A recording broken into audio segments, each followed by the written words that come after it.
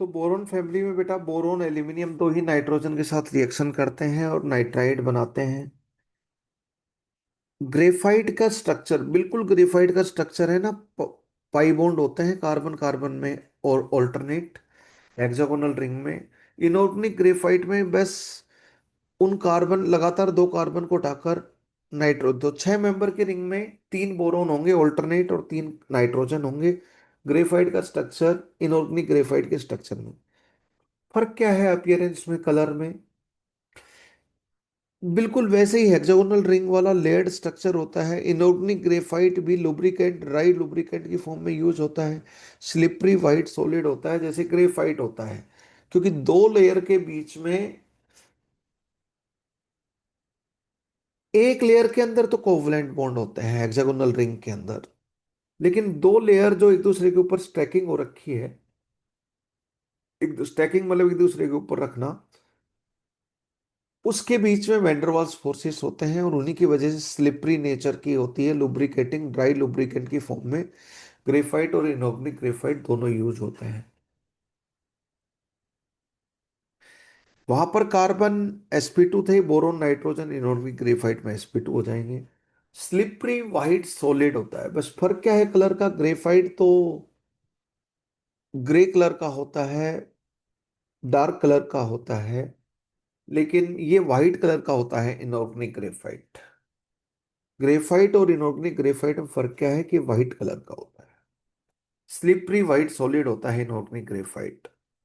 तो इसका स्ट्रक्चर आसानी से देख सकते हो। लेकिन एक हेक्सागोनल रिंग वाली लेयर को दूसरा हेक्सागोनल विद इन लेयर पूछा जाए तो covalent bond, in between the hexagonal ring वाली लेयर्स पूछा जाए तो वैंडरवाल्स फोर्सेस। तो इतने में गलती हो जाती है, विद इन लेयर्स और in between layers. With in layer तो कोवलेंट बॉन्ड होते हैं सिग्मा और पाई, ग्रेफाइट में भी इनऑर्गेनिक ग्रेफाइट में भी, but between layers der Waals forces होते हैं। वहां पे कार्बन ग्रेफाइट में sp2, यहाँ बोरोन नाइट्रोजन sp2।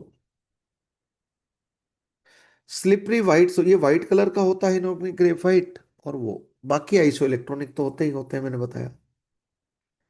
चलो,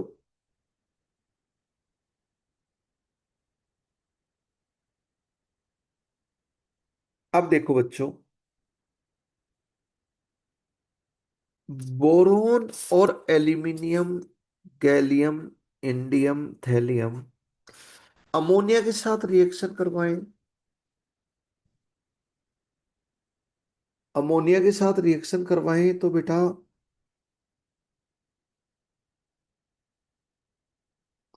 ये तीनों अमोनिया के साथ रिएक्शन नहीं करते, सिर्फ यही दो करते हैं, नाइट्रोजन के साथ भी और अमोनिया के साथ भी। यही दोनों रिएक्ट करते हैं बस। नाइट्रोजन के साथ भी बोरोन नाइट्राइड और एल्यूमिनियम नाइट्राइड बना था। बोरोन नाइट्राइड के दो तरह के क्रिस्टलाइन अरेंजमेंट होते हैं, ग्रेफाइट जैसा एक डायमंड जैसा। यह ग्रेफाइट जैसा बनाना है, स्लिपरी वाइट सॉलिड बनाना है ग्रेफाइट की तरह स्लिपरी सॉलिड, पर ये वाइट होता है इनऑर्गेनिक ग्रेफाइट का।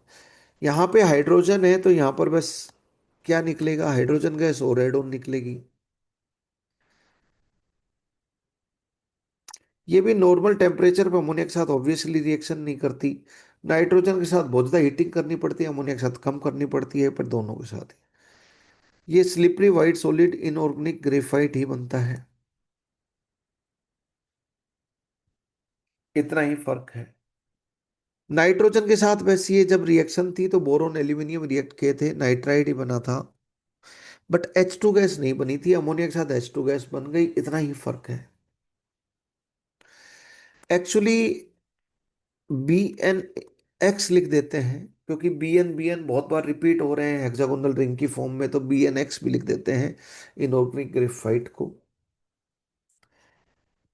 Bn के बारे में बताऊं, जिस तरह ग्रेफाइट टाइप स्ट्रक्चर भी होता है और डायमंड टाइप भी स्ट्रक्चर होता है। ग्रेफाइट टाइप स्ट्रक्चर मतलब हेक्सागोनल पैकिंग,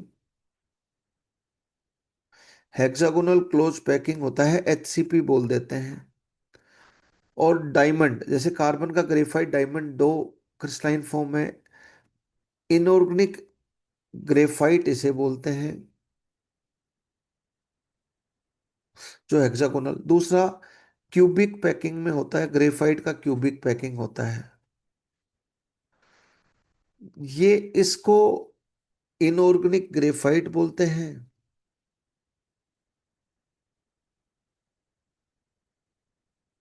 और इसको हम लोग बोराजोन बोलते हैं।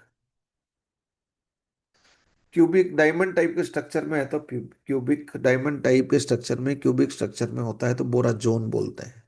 तो बीएन के दो क्रिस्टलाइन फॉर्म है, ग्रेफाइट टाइप जिसको इनऑर्गेनिक ग्रेफाइट बोलते हैं, दूसरा डायमंड टाइप जिसको बोराजोन बोलते हैं। बोराजोन बहुत हार्ड होता है, डायमंड की तरह ही, डायमंड जैसा ही स्ट्रक्चर होता है, डायमंड जैसा ही स्ट्रक्चर होता है, और बोराजोन बहुत हार्ड होता है।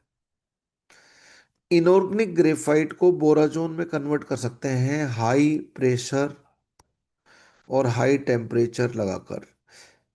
हाई प्रेशर और हाई टेम्परेचर लगाकर हम कन्वर्ट कर सकते हैं। हाई प्रेशर हाई टेम्परेचर लगा के हम 1800 डिग्री सेल्सियस